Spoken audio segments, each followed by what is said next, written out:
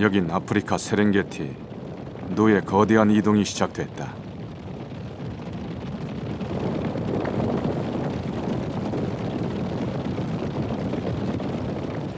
수십만 년간 이어진 본능의 질주다.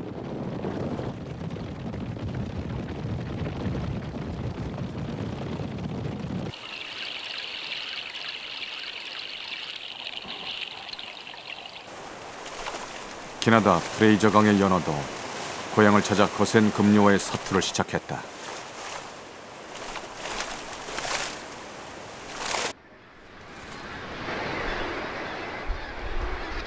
(30만) 마리의 가창오리는 혹독한 시베리아 겨울을 피해 남쪽의 한반도로 모여들었다.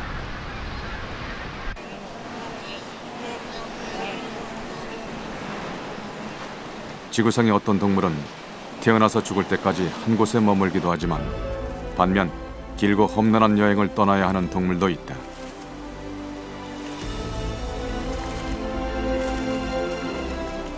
그리고 여행은 반드시 죽음을 동반한다. 왜 이들은 죽음을 무릅쓴 여정을 감행하는가? 지구 곳곳에서 벌어지는 동물들의 이 장엄한 드라마에 관해 사실 우리 인간이 아는 것은 그리 많지 않다.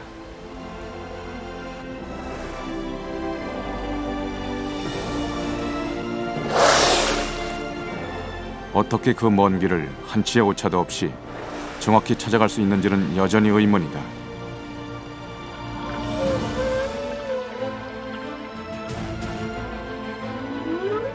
수컷 혹등고래가 노래를 부르는 이유에 대해서도 과학자들은 아직도 명쾌한 결론을 내리지 못했다.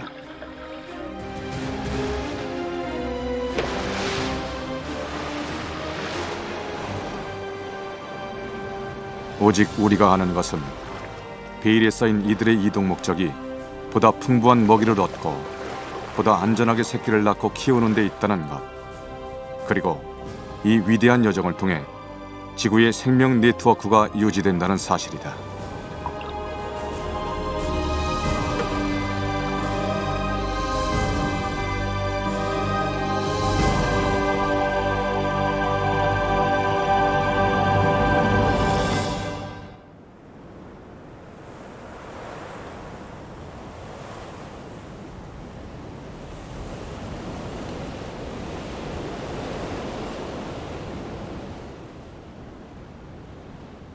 겨울 알래스카.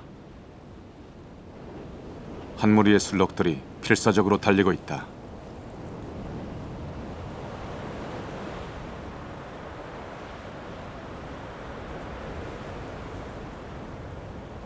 대부분의 술록들이 알래스카의 혹독한 추위를 피해 남쪽으로 내려갔지만 무리에서 떨어진 일부가 아직 이곳에 남아있다. 사냥꾼도 겨울을 나기 위해서는 술록 고기와 가죽이 필요하다.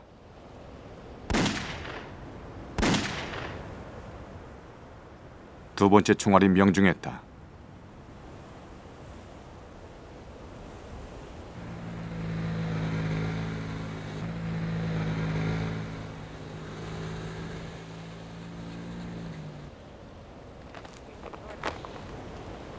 무리에서 벗어난 대가를 술록은 톡톡히 치렀다.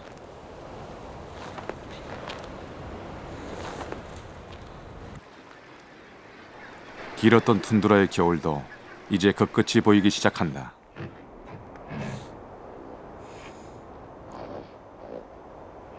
가장 고통스러운 계절을 보낸 알래스카의 동물들에게 희망의 조짐이 보이기 시작한다.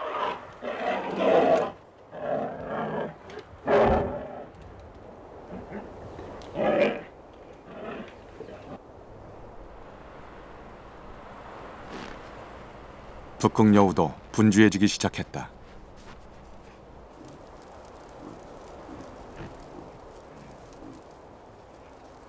두껍게 대지를 뒤덮었던 눈이 조금씩 녹으면서 마른 풀들이 보이기 시작한다.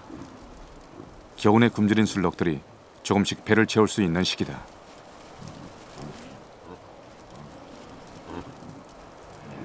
얇아진 눈을 조금만 파면 녀석들이 좋아하는 마른 나뭇가지와 풀을 얻을 수 있다.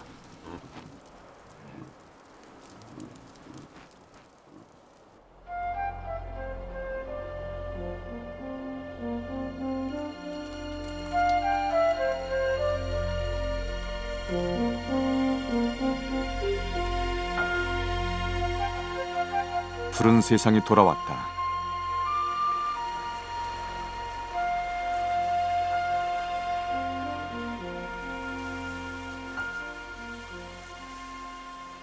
신선한 새싹이 술록들을 불러 모은다.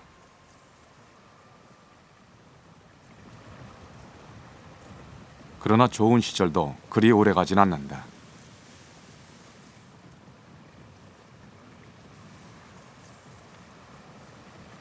때가 됐다. 녀석들은 떠나야 할 시기를 본능적으로 감지한다. 1400km에 이르는 북쪽으로의 대장정. 천적인 늑대와 곰을 피해 비교적 안전하게 새끼를 낳을 수 있는 곳을 찾아가는 것이다.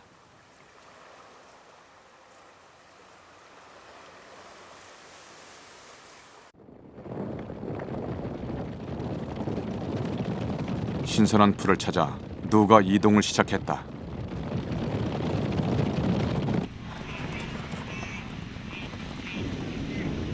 탄자니아 세렝게티 초원의 건기가 오면 누는 북쪽으로 1000km 떨어진 케냐 마사이마라로 이동한다.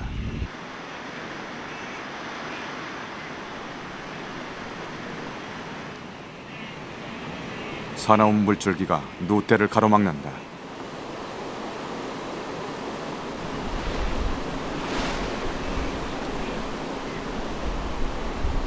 선뜻 뛰어들어보지만 깊이가 만만치 않다.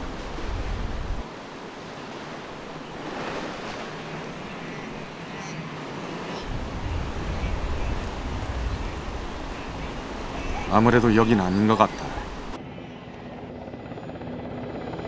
동아프리카 평원을 굽이치며 흐르는 길이 5600km의 마라강. 잠시 후 우리는 이곳에서 지상 최대의 장관을 만나게 된다.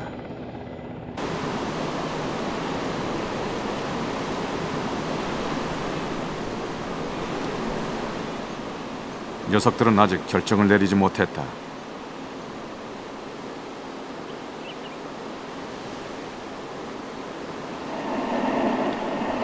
공격적인 하마도 긴장하고 있다. 자신의 영역에 들어오는 자는 가차없이 물어 죽인다.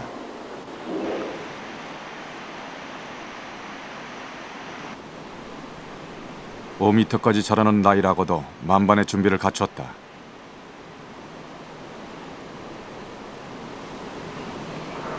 그러나 언제까지고 포식자의 눈치만을 볼 수는 없는 법. 드디어 결심했다. 강인한 리더 몇 마리가 선두에 섰다.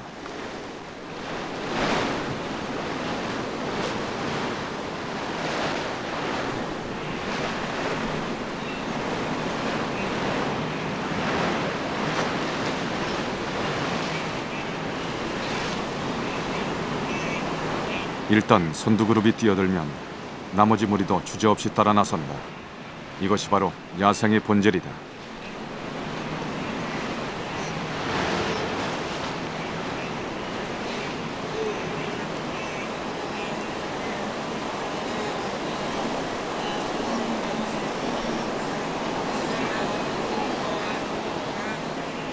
해마다 약 200만 마리의 누가 신선한 목초지를 찾아 동아프리카의 대초원을 이동한다.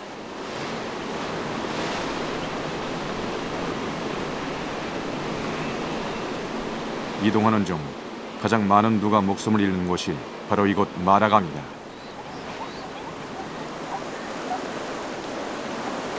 동물 다큐멘터리를 통해 자주 소개되는 이 처절한 야생의 장면은 우리 인간들에게 말로 표현할 수 없는 깊은 감동을 준다.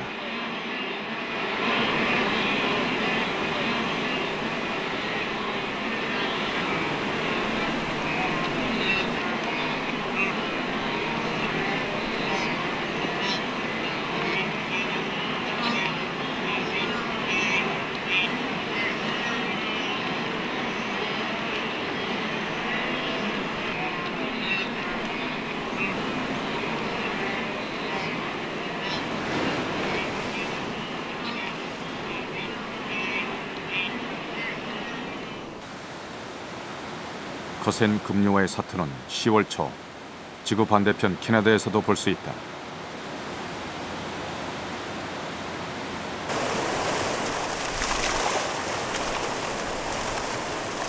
연어가 태어난 지 4년 만에 고향을 찾았다.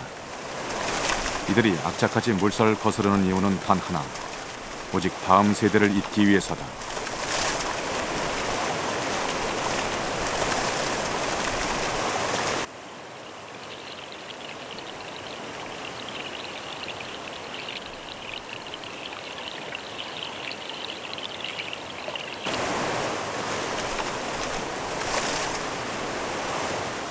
어떻게 찾아온 고향인데 바위 틈에 머리가 끼기라도 한다면 그걸로 끝이다.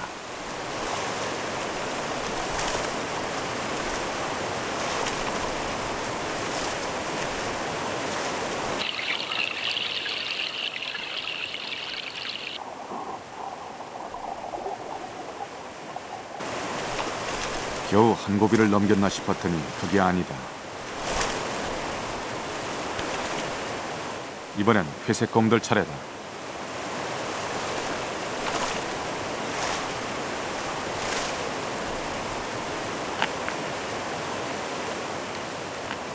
연어가 넘쳐나는 시기, 곰들은 지방이 풍부한 연어 알만을 골라 먹는다. 곰 한 마리가 이 시기에 먹어치우는 연어는 약 500마리. 덕분에 몸집이 2배로 커진 녀석들은 안심하고 겨울잠에 들 것이다.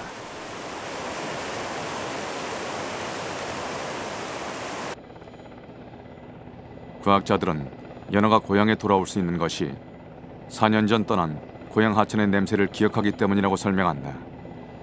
하지만 녀석의 조그만 뇌가 도대체 어떻게 기억을 더듬어 그 먼 거리를 정확히 찾아올 수 있는지는 여전히 미지의 세계이며 경이로운 기적이다.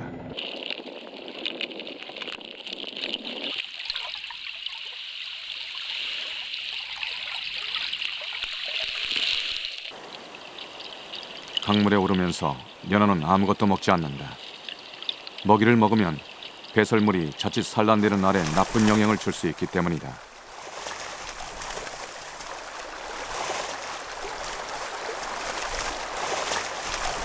아무것도 먹지 않은 채 몸이 부서져라 그저 고향 앞으로다.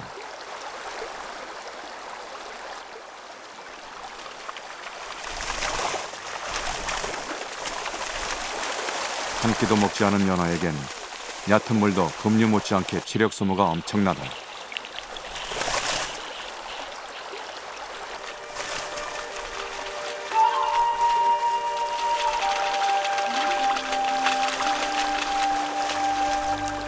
녀석의 물질이 점점 힘들어진다.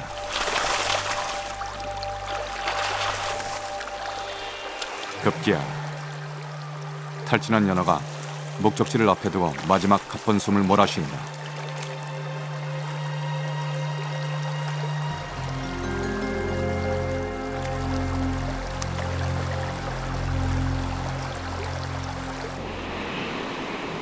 마라강의 서투는 여전히 진행 중이다.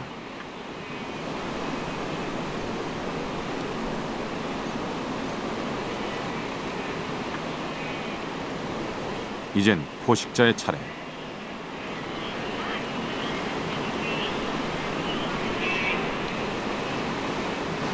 여기에선 아주 사소한 차이가 삶과 죽음을 갈라놓는다.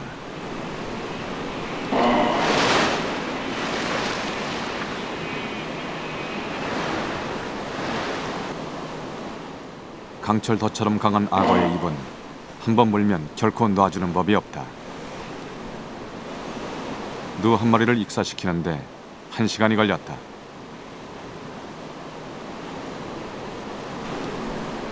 아수라장이다. 모든 것이 중단됐다. 가족이 함께 무사히 강을 건넌 경우도 있지만 많은 누와 얼룩말들이 이산가족이 됐다. 급기야 어미 얼룩말이 새끼를 찾아 나선다.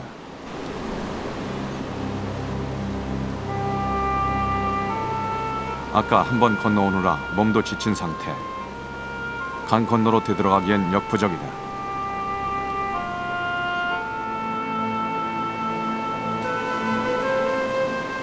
가족을 찾아 나선 누도 결국 거센 물살에 휩쓸린다.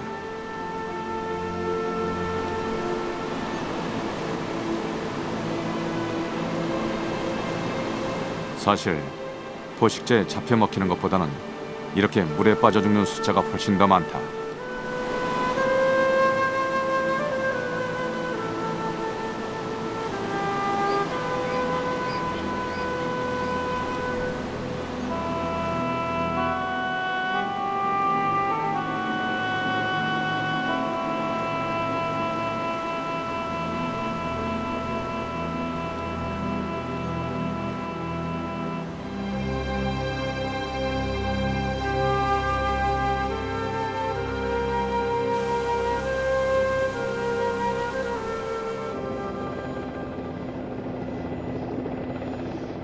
태평양과 사막이 만나는 멕시코의 바하캘리포니아.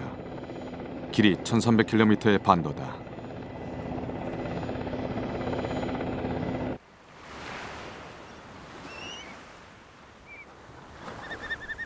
사막 안쪽에 오호데 리에브레 석호. 이곳엔 지구상에서 가장 큰 포유동물의 무덤이 있다.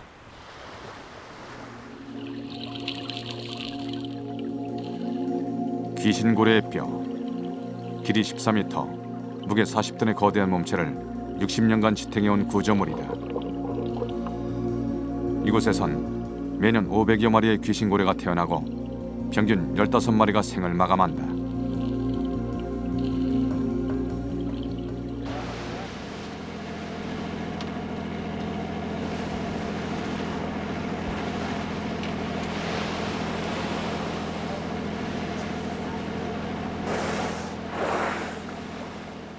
수면 위에 거대한 움직임. 귀신고래가 돌아왔다.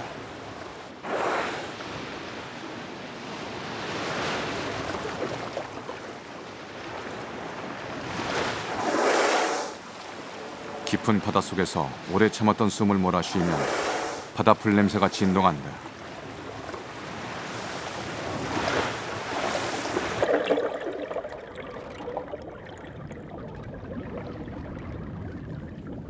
어미 옆을 따르는 것은 새끼다. 태어난 지 이틀쯤 돼 보인다.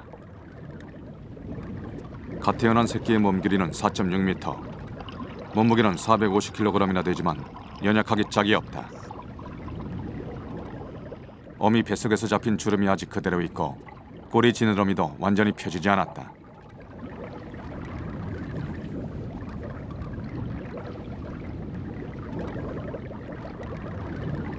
어미는 숨이 짧은 젖먹이가 좀 더 편히 숨을 쉴 수 있도록 수면 가까이 올려주어야 한다.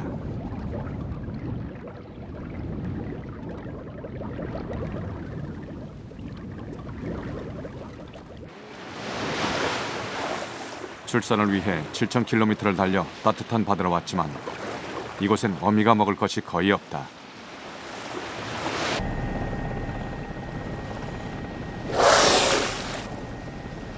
젖먹이가 추위를 견딜 정도로 지방층이 두터워지면 녀석들은 먹이가 풍부한 북쪽 바다로 떠난다.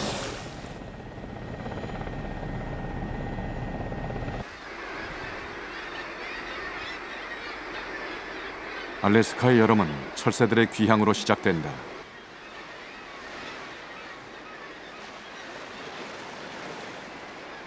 바다오리가 가파른 해안 절벽에 둥지를 틀었다.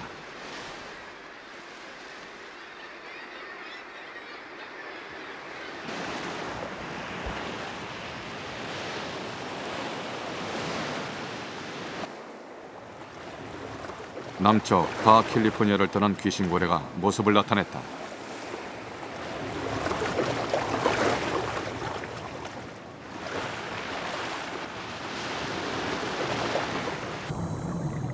귀신고래는 이내 먹이 활동을 시작한다.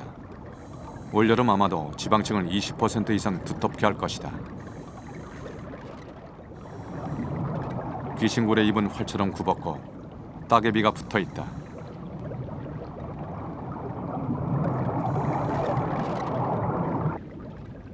수염은 먹이를 걸러먹는 장치다.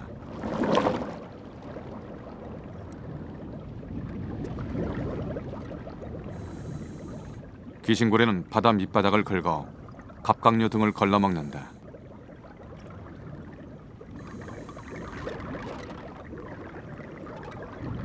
여름 알래스카 바다는 생명이 폭발한다.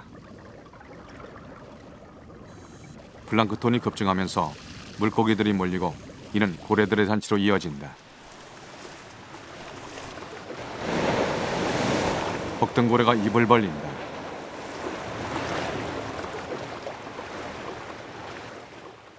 녀석은 이발에 주름을 펼쳐 수면으로 빛이 난 청어, 빙어 등을 입안 가득 채운다.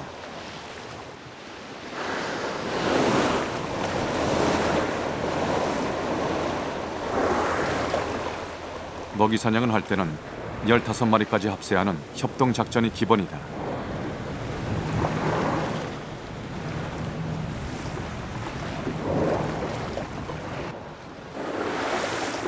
혹등고래 한 마리가 하루에 먹어치우는 물고기는 무려 1톤. 녀석들은 여름 한철 먹이 사냥으로 남쪽 바다로의 긴 항해를 위한 체력을 비축한다.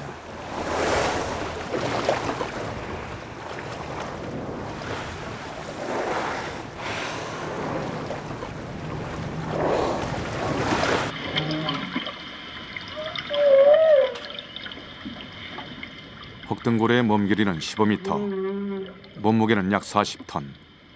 다자란 아프리카 코끼리보다 6배나 크다.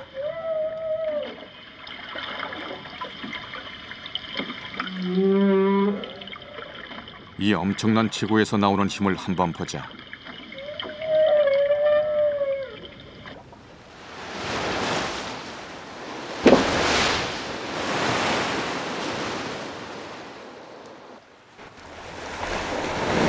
혹등고래가 한 번 점프하는 힘은 어른 500명을 한 번에 들어 올릴 수 있는 힘과 맞먹는다.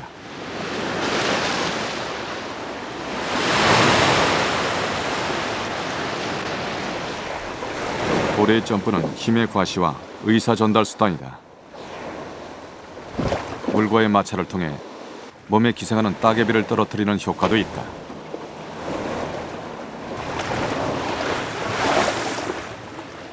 여름이 끝났다. 이제 먹이터를 떠날 시간이다.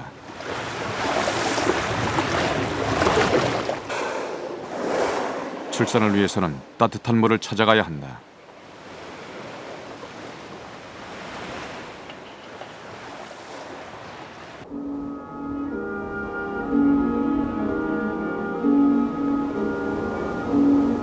툰드라의 아침은 안개와 함께 시작한다. 짙게 깔린 안개 사이로 술렁무리가 나타났다.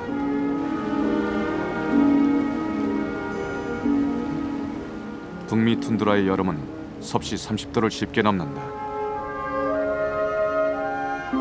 한낮의 무더위를 피해 술럭들은 주로 새벽과 저녁에 이동과 먹이 활동을 한다. 녀석들이 그래야만 하는 이유는 무더위 말고도 또 있다.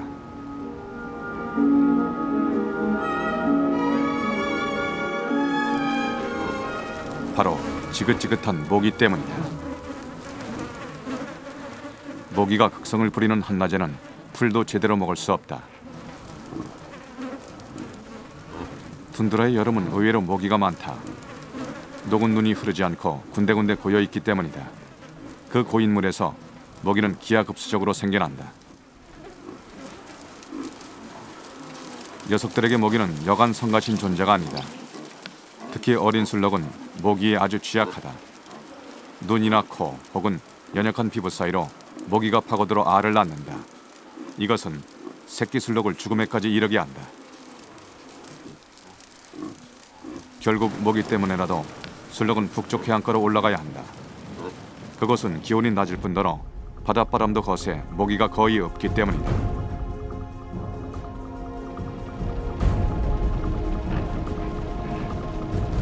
술럭들이 유콩강에 도착했다. 대장정 중 가장 위험한 구간이다.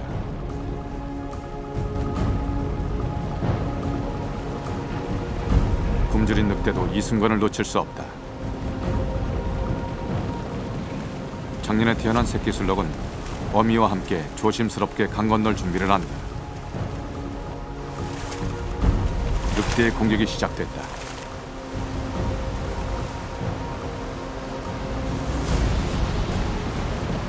늑대의 공격은 일순간에 술럭의 머리를 혼란에 빠뜨린다. 더 이상 피할 곳이 없다. 온 힘을 다해 강을 건너야 한다.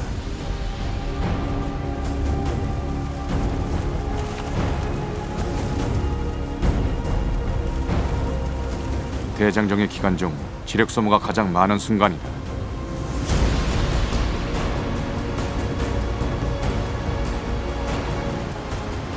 한시도 제대로 쉬지 못하고 이곳까지 숨가쁘게 달려온 술럭들. 어떻게 해서든 이 고비를 넘겨야 한다.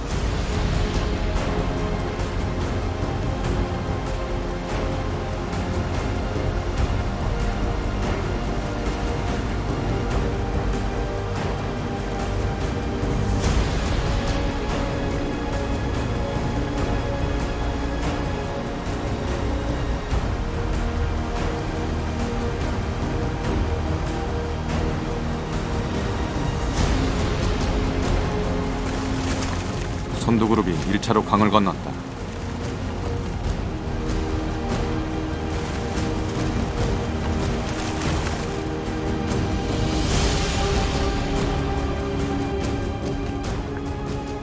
그 와중에 새끼 술럭 한 마리가 늑대에게 희생됐다.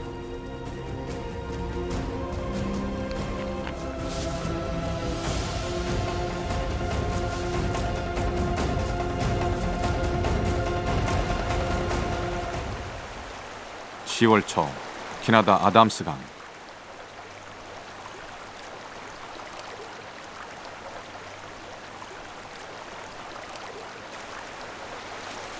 바다에서 강에 오른 지 한 달여. 마침내 홍연애가 고향에 도착했다. 강에 오르면서 홍연애의 모습도 바뀌었다. 은빛 비늘은 붉은색이 됐고 머리는 녹색으로 변했다.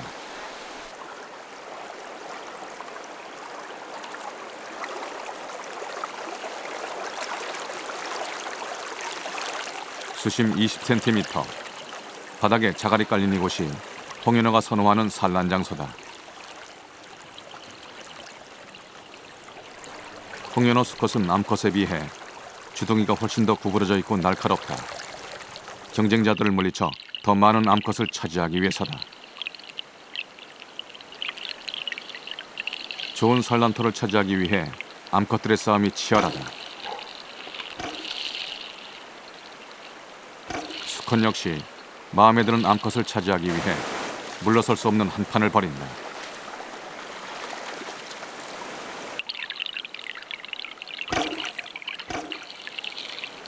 승부가 결정나자 한 쌍의 연어는 이내 산란 준비를 시작한다.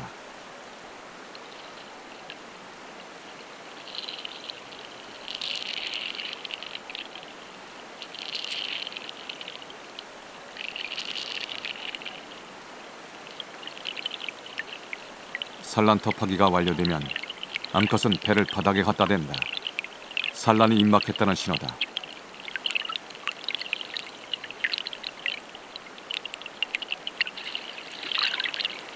산란의 순간은 격정적이다. 암수 모두 꼬리를 심하게 떤다. 암컷의 몸에서 새빨간 알이 쏟아지고 수컷의 정액이 퍼지면서 수중은 이내 뿌옇게 흐려진다.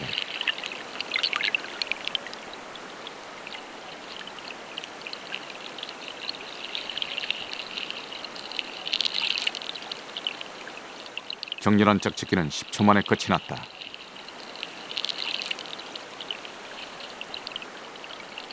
산란 후 암컷은 꼬리를 두세 차례 가볍게 흔든다. 흩어진 수정란을 구덩이에 안전하게 담으려는 행위다.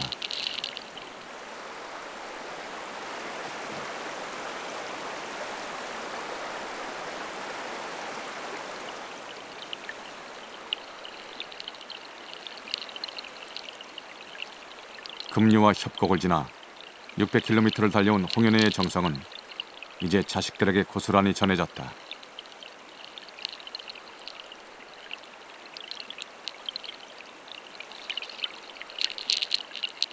이 수정란이 부화되면 녀석들은 다시 한번 부모들이 준 은혜를 맛보게 될 것이다.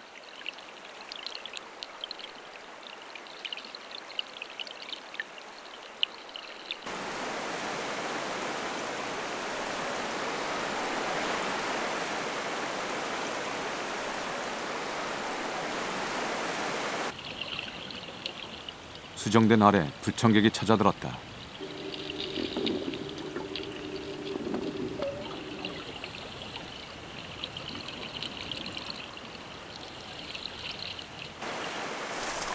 갈매기가 얄밉게도 연어알을 골라 먹는다.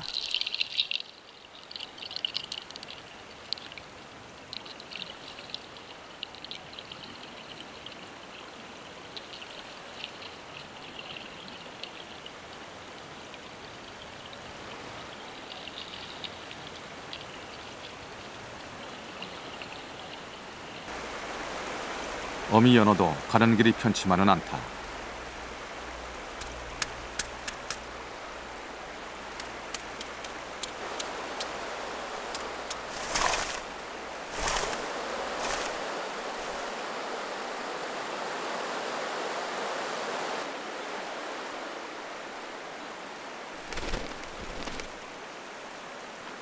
연어의 죽음은 한낱 죽음으로 끝나지 않는다.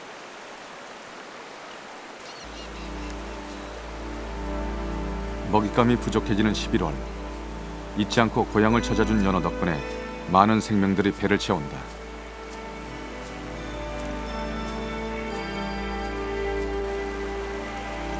숲에게도 연어는 고마운 존재다.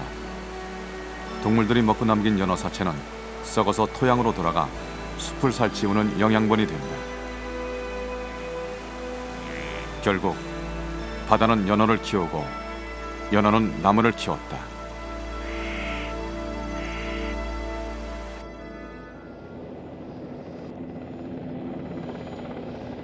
하와이 제도 마우이 섬. 구불구불한 해안선은 혹등 고래에게 피난처를 제공한다. 이곳에서 사람들은 이동 중인 혹등 고래를 찾는다. 전문 연구팀도 있다.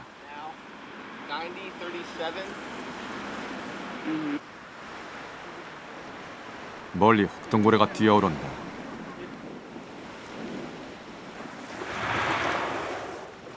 알래스카에서 이곳 마우이까지 4,000km, 50일간을 항해하고 온 녀석들이다. 매년 2천여 마리의 혹등고래가 이곳을 찾는다. 물론 목적은 짝짓기와 출산이다. 고래치기는 짐에 놓은 암컷에게 접근하는 경쟁자에 대한 경고다. 가슴 지느러미를 흔들며 수면을 치는 것은 짝을 초대하는 신호다.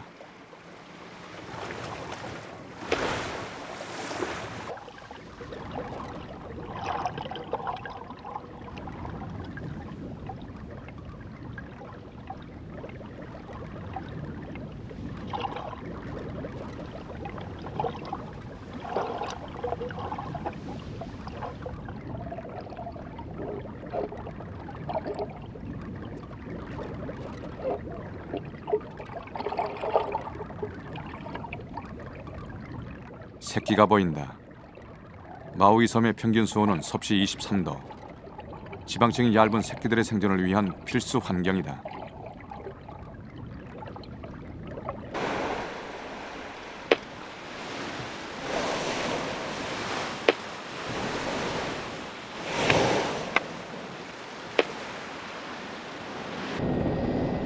멕시코 바하캘리포니아. 알래스카를 떠난 귀신고래가 2달간의 여정을 끝냈다.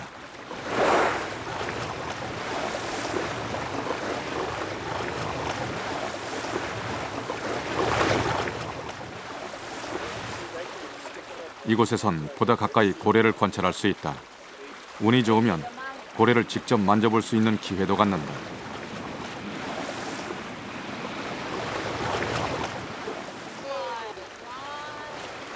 이곳에서만큼은 인간은 더 이상 고래에게 위협이 되지 않는다. 멕시코 정부가 고래 보호구역으로 지정한 덕분이다.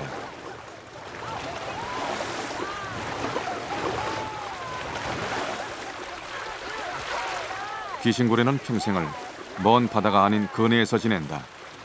때문에 귀신고래는 손쉽게 학살의 표적이 될 수밖에 없었다.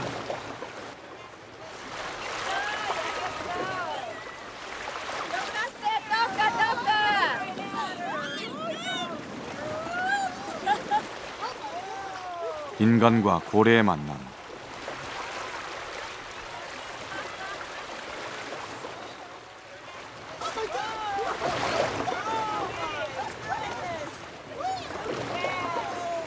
인간의 자상한 배려 덕분에 녀석들은 앞으로도 수십 차례 알래스카를 오갈 수 있을 것이다.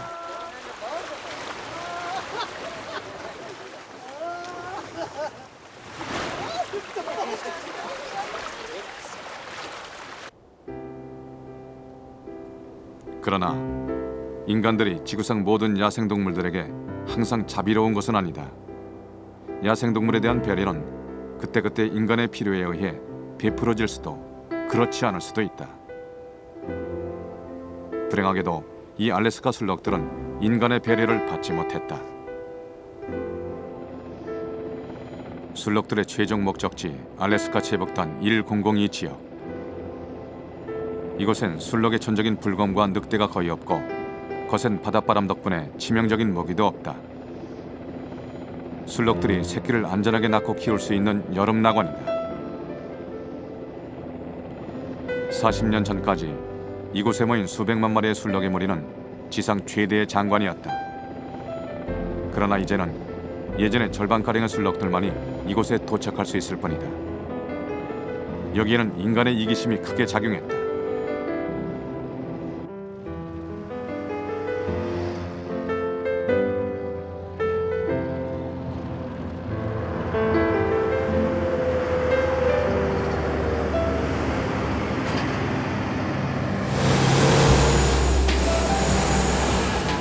인간들이 술록의 길을 막았다. 북미 최고의 매장량을 가진 알래스카 프로더 유전이 개발되면서 이 지역은 졸지에 주인이 뒤바뀌었다. 술록에서 인간으로.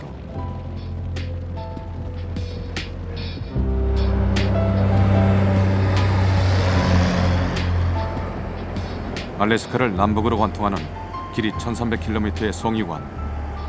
이곳을 반드시 통과해야 하는 술록에게는 재앙일 수밖에 없다.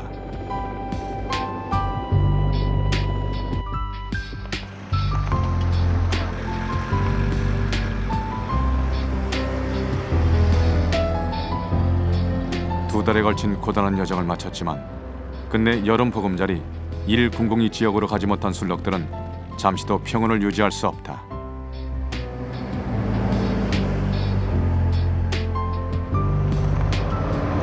오가는 차량들의 굉음에 놀라 풀도 제대로 먹을 수 없다.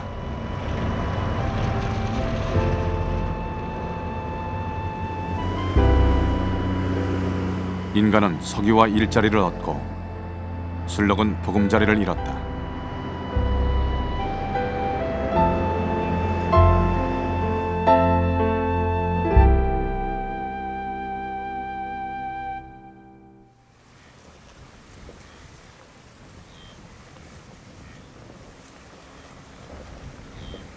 힘겨운 사투 끝에 눈은 이제 신선한 풀을 얻고 새끼를 잉태할 수 있는 케냐 마사이 마라에 도착했다.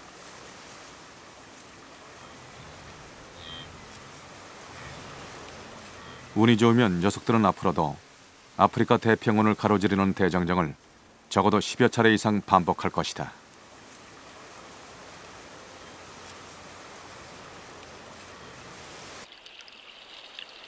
아쉽게도 연어는 바다와 강을 한 번 왕복하는 것으로 모든 게 끝이다.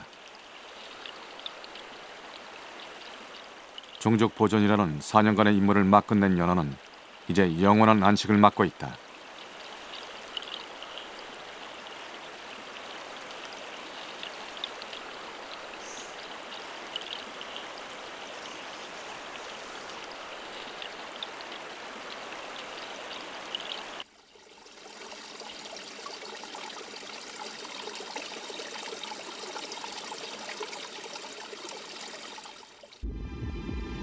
수정된 지 60일째, 연어 아래 생명의 징후가 나타났다.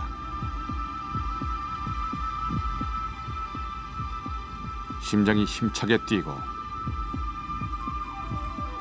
피가 돌기 시작했다.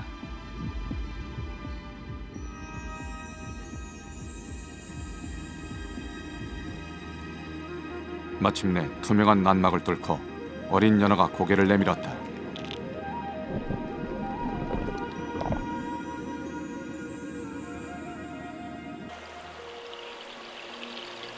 새끼 연어는 부모가 일궈놓은 숲의 보호를 받으며 지낸다. 숲이 드리운 그늘은 적정 수온을 유지시켜주고 나뭇가지는 은신처를 제공한다. 낙엽과 잔가지가 떨어져 수석곤충의 먹이가 되고 연어는 이 곤충들을 먹고 자란다. 새끼 연어는 부모 없이 미려운 유년기를 보내지만 부모의 영양분으로 키워진 숲은 양부모로서 어린 연어를 보살펴준다.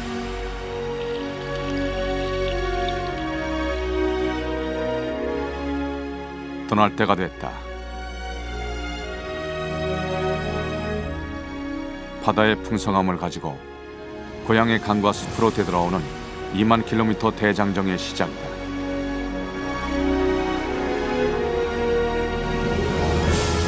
이제 연어들은 아름답고 경이로운 지구를 마음껏 여행하고 그 기억들을 새끼들에게 전해주기 위해 다시 돌아올 것이다.